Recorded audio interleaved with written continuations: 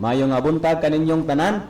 Dalaygon ang Dios karon nga adlaw sa bago na pud nga higayon nga kita makapadayon sa pagpangalagad kaniya og makapadayon sa atong kinabuhi. Kumusta man na makanakan sa Ginoo?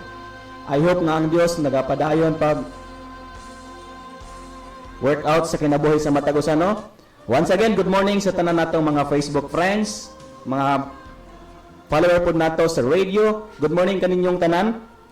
Og this time we are privileged to study God's Word again. And kining inyong igsuon o ang atong pagisgutan karon, mag-series kita about victorious Christian life. And for today's topic, ang isgutan nato karon is promises for victorious life. Before yan na mag-pray na kita. Amahan na mo nga langit noon, kanimo Dios nagapasalamat kami sa higayon Lord. Sa diin Ginoo kami gialaw pa nimo nga makabangon Lord.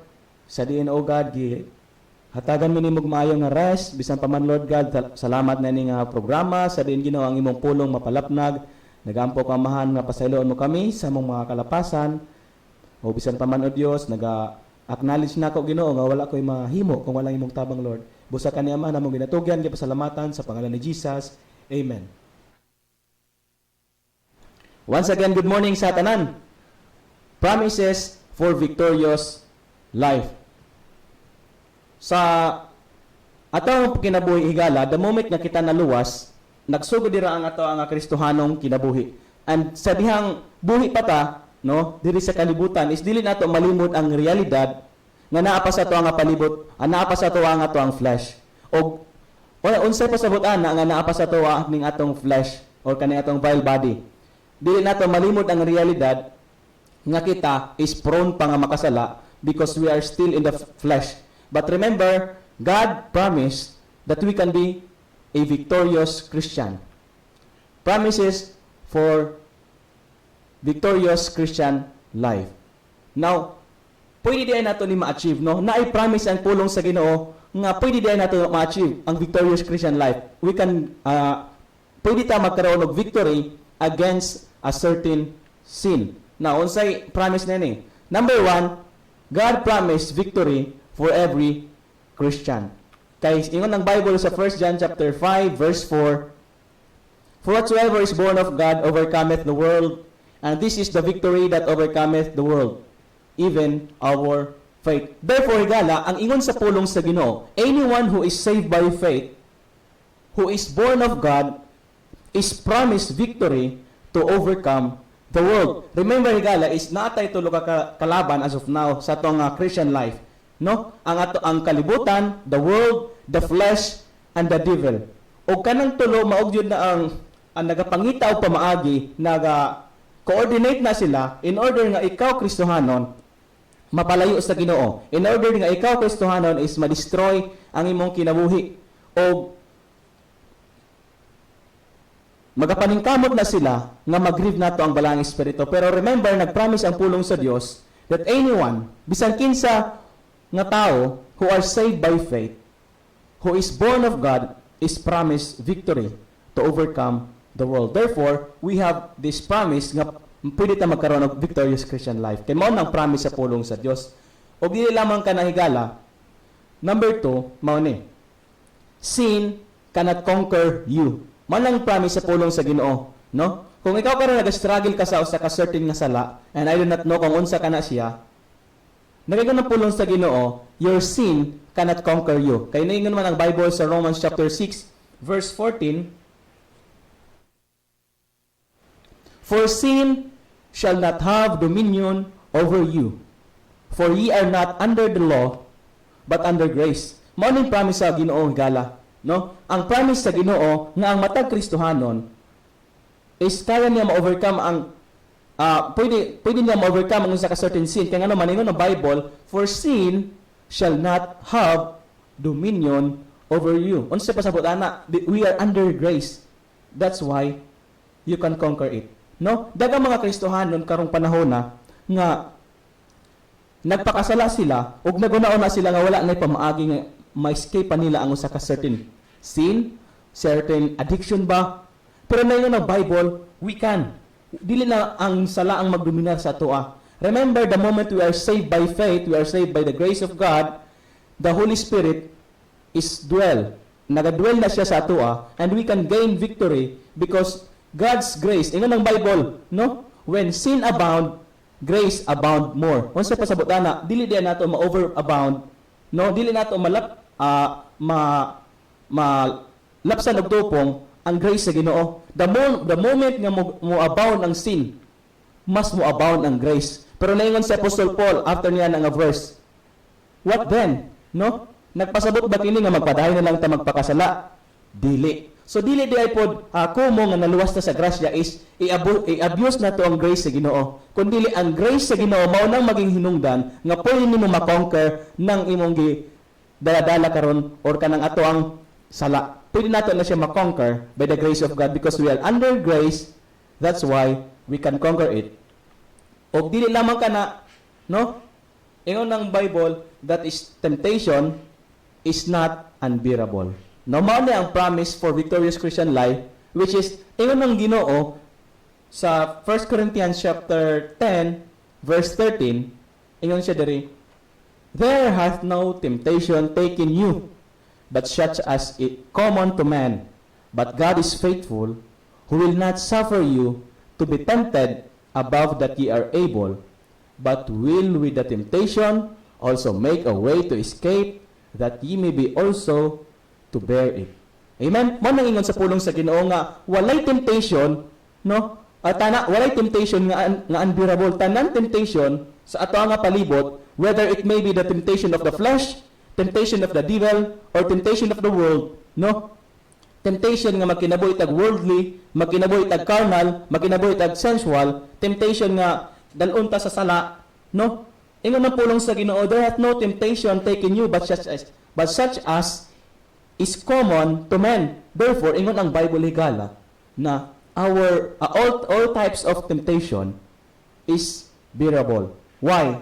Because God is faithful, who will not suffer you to be tempted above that ye are able, but will with the temptation also make a way to escape, that ye may be all able to bear it.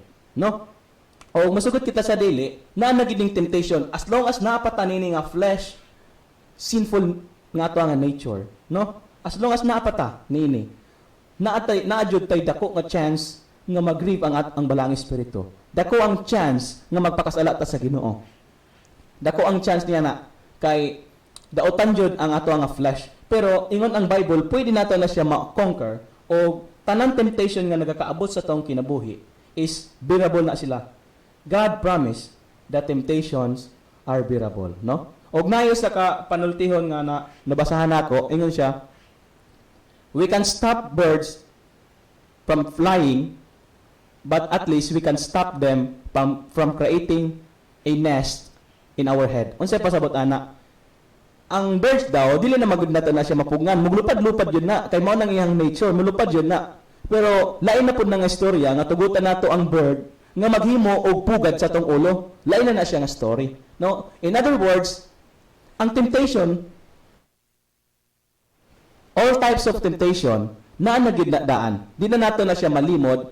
O kung nag-observe ka karon sa dagan sa panahon higala, is ang ato nga kalibutan, nagakadaot ni siya. Nagakadaot ang ato nga kalibutan. No? O dagkan kayong gi-offer sa kalibutan, nga hinungdan nga ang mga Kristohanon, mapalayo sa Ginoo. Dagang gi-offer sa kalibutan nga ang joy of the world, ma-change.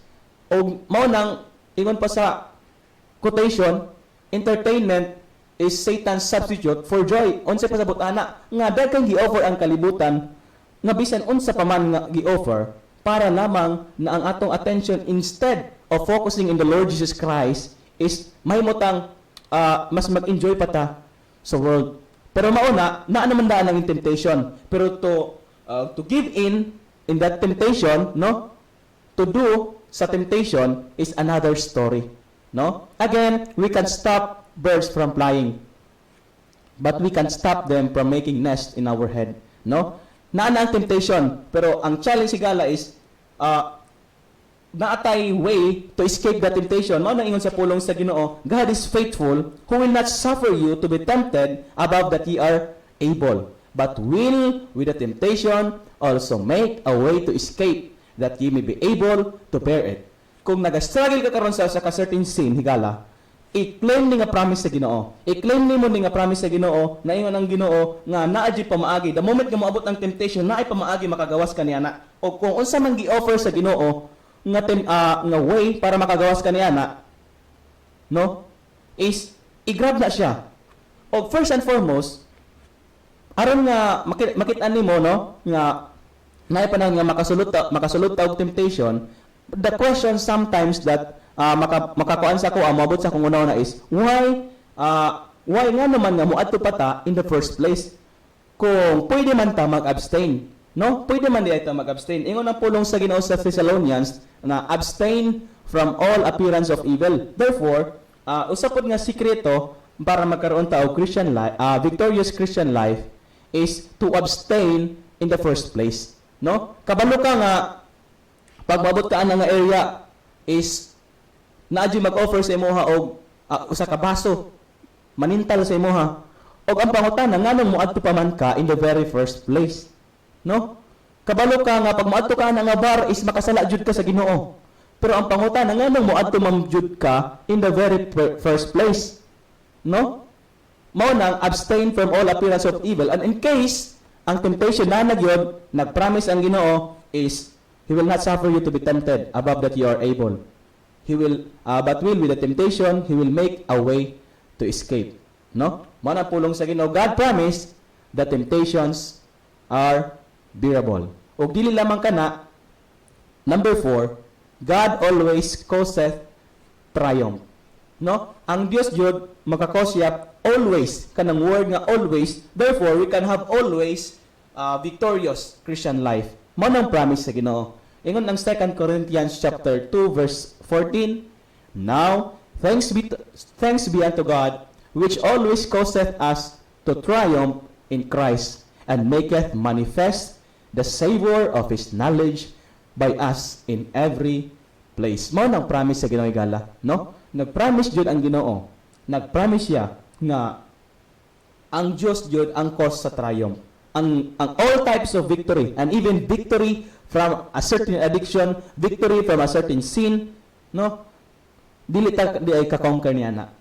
Dili jud og dili nato na makaya. We need the Lord Jesus Christ to cause to triumph us in Christ. Kinahanglan diyan nato ang Dios. Kaya unsa maingon sa pulong sa Ginoo, no? Apart from me, you can do nothing, no? Og even sa certain addiction sa sala, is ingon ang pulong sa Ginoo is apart from the help of God. Ingon ang 2 Corinthians is God is the cause of triumph. Therefore, apart from the help of God, from the working of God, apart sa ato nga pag-submit sa Ginoo, is dili jud nato na siya makonquer kung mo rely ta sa ato nga kaugalingon. O that's why makita nimo nga daghay mga tao nga niadto na sa seminars, ning adto na sa mga sa tawag ana kanang murag mga symposium to conquer addiction, pero makita nimo ang mga tao is wala gyapon, makabalik gyapon sila sa ilang old nature. Kaya nganong makabalik man sila sa ilang old nature? Because they are relying in themselves na makonquer ka na siya. Pero ingon ang pulong sa Ginoo, thanks be unto God, which always causeth us to triumph in Christ. Kung gusto kag victory over sin, higala, ayaw saligid ng imong kaugalingon, no? Ayaw pag-rely sa imong kaugalingon, kundi ang Dios, no? Submit sa Dios. Bow down sa Ginoo. Og siya makahatag sa imong victory, because God promised that you can win always, not sometimes, but always. Ingon ang pulong sa Ginoo, wasa ko man mag-ingon ang pulong sa Ginoo igala nga now thanks be unto God, which sometimes causeth us to triumph. Kundi ingon ng Bible, which causeth us to triumph in Christ, always ang gigamit igala. Therefore, we can have that victory, no? We can have that victory. Kaya nag-promise ang Ginoo, nang promise sa Ginoo nga magkaroon tayo og victorious Christian living. Og dili lamang kay kadto. Number 5, super abundant victory. Mao ni pulong sa Ginoo, promise sa Ginoo.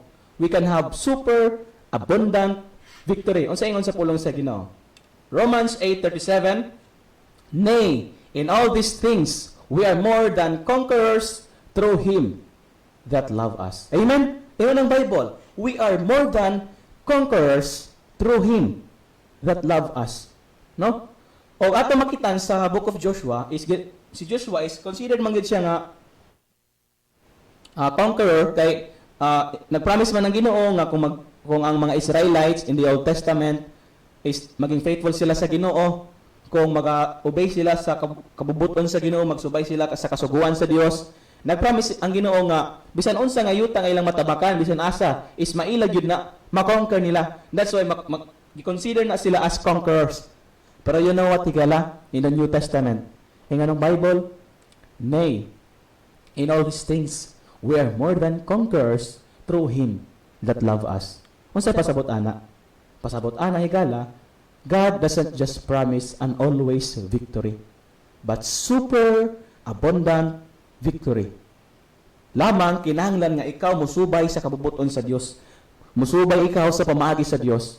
Brad, dili na gyud nako ni ma-conquer nga addiction, no? Dili na gyud nako ni ma-conquer hangtod sa hangtod ing ayon na gyud ko. Pangutana, when is the last time you read your Bible? When is the last time you prayed? No? When is the last time you pour out your emotions to the Lord Jesus Christ? No? O mag-expect ka last week, last month, o niya mag-expect ka victory over our sin? No? Dili. Kaya naay way ang Ginoo. No? O mao nang si Joshua, sa panahon nila Joshua, is kung magsubay ang Israelita sa kabubuton sa Dios, is nagapromise yun ang Ginoo na makonquer yun na nila. Pero the moment po nga magpakasala sila sa Dios, or mupalayo sa kabubuton sa Ginoo, dila po nila ma-experience ang defeat, no? O therefore, i-claim natin nga promise sa Dios, kay nag-promise ang Dios, God doesn't just promise an always victory, but super abundant victory. O dili lamang kay kana. Number 6, spirit-filling victory, no? Kaya ng Bible, in the last days, John 7:37, the great day of the feast, Jesus stood and cried, saying, If any man thirst, let him come unto me and drink. He that believeth on me, as the scripture hath said, out of his belly shall flow rivers of living water. Amen? Manong pulong sa Ginoo that we can have no spirit-filling victory. The Holy Spirit will fill within us, fill within you so much that He can even affect others around you. Mao na ang promise sa Ginoo higala nga kaya ka niya bag-ohon, kaya na sa Ginoo i-repair ng imong life, kaya na sa Ginoo i-change, o kaya ka niya o punon niya ikaw sa balahang espiritu to the point nga maapektuhan or mo-affect kini sa uban positively. Unsay pasabot ana, kana bitang magtan-aw sila sa imuha nga wala pa ka nag-share sa gospel, no? Pero nakita nila sa imuhang kinabuhi ang difference sa kinabuhi sa Kristohanon, sa kinabuhi sa anak sa Dios, o sa kinabuhi sa dili Kristohanon. O mao nang promise sa Ginoo higala. And mao nang promises for victorious Christian life. Temptation is one of the most familiar experience of the true child of God. Though some seem to be tempted much more than others. Man ang atong realidad nga makitaan nga ang temptation o sadyod na siya sa common experience sa tinuod nga anak sa Dios, no? But praise the Lord Jesus Christ for those promises. Unsa man? Promises that He'll never broke. What a wonderful promises for God Almighty that we can get victory. Amen? Pwede natin na makonquer ng imong ginadala karon higala. O ang kuan karon higala is kung dili pa ikaw sure sa imong salvation, dili pa ikaw luwas diha sa Ginoong Hesukristo, dili jud na nimo makonquer, no? In order to conquer a certain addiction, you must be saved first in Christ. O basin wala higala, basin dili pa ikaw sure sa imong kaluwasan, no? Kung dili pa ikaw sure karon ini kamatay nimo, wala ka kabalo asa makakapadulong, asa man nga kung kalagpadulong. Kung dili pa ikaw sure sa imong kaluwasan higala, hinumdumi nga gihigugma ka sa Dios, no? Gihigugma ka sa Dios o gusto niya nga makauban ka sa langit. Gusto niya nga makauban ka didto niya forever, pero dahil problema, huwag mao lagi ng sala.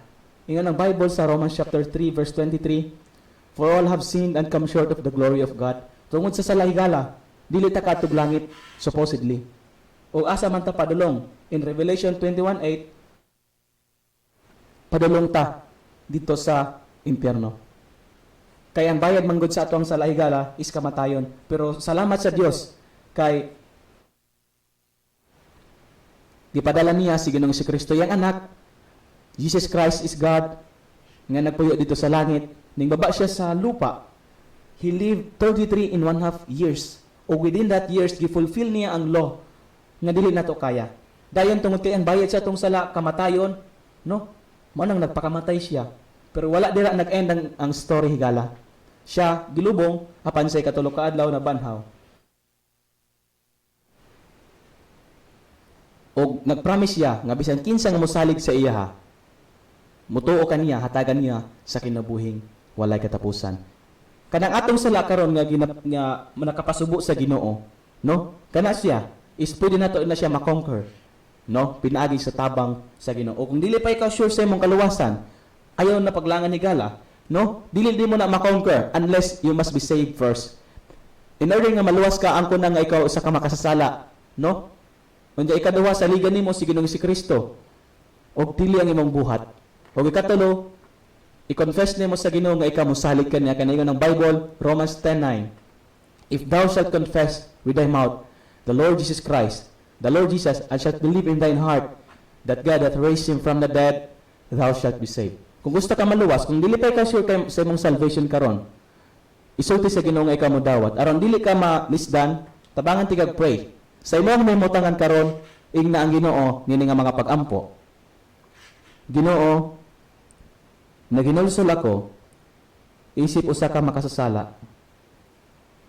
Ako mosalig nga sa Jesus Dios nga namatay gilubong ug sa ikatulo ka adlaw na banhaw aron ang iyang dugo mao'y makahugas sa akong sala ug dili ang akong buhat. Ginoo, luwas ako sa impyerno ug salamat sa libreng na kaluwasan sa pangalan ni Jesus. Amen. O kung usa ka Kristohanon, no? Kung Kristohanon ka karon og nya nagsuffer pa ka nini nga mga temptation sa kinabuhi, no? Usa ka certain addiction or addicted ka sa usa ka sala, no? I-claim kato nga mga promise sa Ginoo. Ingnang Ginoo. Ginoo, tabangi ako sa akong pagkinabuhi. Hinaot pa unta, Lord, pinagi sa imong grasya, magkaroon ko of victorious Christian life. In Jesus' name, Amen. Okay, let's pray in closing. Ginoo, nagapasalamat kami, Lord, sa imong pulong amahan. Nagapromise ikaw, Lord, sa imong pulong ang mga whatever kind of temptation, Lord, those are bearable, Ginoo. There is no temptation, Lord God, na unbearable. Thanks sa imong pulong, Lord, nga naga-remind ka namo nga kato nga mga promise, Ginoo, we need to claim, Lord. We are more than conquerors, Ginoo, by your grace. Salamat, Lord Jesus Christ, sa pagpangamatay aron mabayaran ang among sala, Lord. Salamat sa libre na kaluwasan amahan.